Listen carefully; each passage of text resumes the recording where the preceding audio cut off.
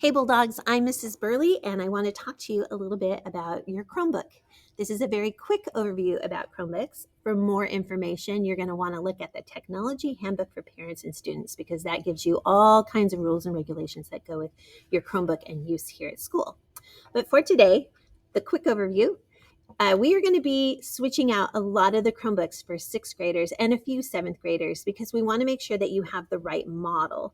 The model of the Chromebook is going to go with you and your class, your grade level from here on out. So if you got a Chromebook last year and it's not the right model, we'll be switching them out during your science classes.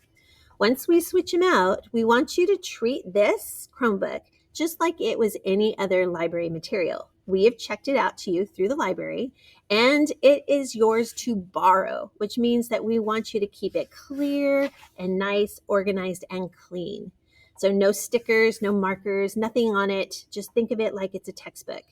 We will give you a name sticker. You can keep the name sticker. It's going to go right up here, and that's the only sticker we should see on it. That sticker should stay on it. If that ever comes off, come to the library. We'll make you a new sticker so that you have your name and we know it's yours. When you're carrying your Chromebook, the very best thing to do is keep it in your backpack because that's going to be the nicest, safest place, closed. If you have to carry it in class, the best way to carry it is closed. But we know sometimes maybe you're working on a project and you need to show something to someone and you're like walking with it. If you do walk around with it open, do it very, very rarely, but you would want to hold it with two hands so that it's nice and secure in your hand.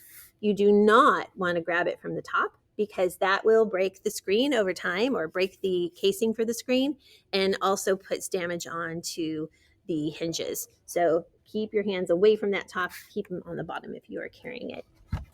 You are supplied with a charger, and it is a great thing to charge it every night at home. It is really hard to charge them here at school. We just don't have enough areas where there are outlets that are near your desk. So if you charge it at home at night, it'll be fully charged and it has enough charge to get you through your school day. So make sure that you have a charger in a safe and secure place, maybe near your backpack, so that you remember to charge it every night and bring your Chromebook to school every day. When you are charging it, we ask that you're very careful plugging in and out. These little charger areas can break fairly easily too. And so the more careful you are plugging it in, the better. If that little section breaks or bends, they tend to have to replace the entire motherboard underneath it, and that can get quite expensive. So being careful on how you charge it, you can charge it on either side, is a really good idea. Now, we know accidents do happen, and we know that sometimes Chromebooks need to be repaired. We do have a repair shop that here in our district that takes care of most of the repairs. And so if that ever was to happen, we want you to bring your Chromebook back to the library, and we will switch it out and give you a different Chromebook. Now, if you have older brothers and sisters, when they had theirs repaired, it came back, that same computer came back to them. We're not doing that anymore. Now, if you bring it in, we switch it out and give you a replacement, and that replacement becomes yours. So that's another reason to keep these nice and clean because it may go through to somebody else's hands after yours. We do have a protection plan that parents can purchase, and that does help cover a lot of the repairs. So that I would recommend that your parents look at that protection plan and purchase that. And that also is part of the Technology Handbook for Parents and Students, has that information as well. So important to kind of look at that.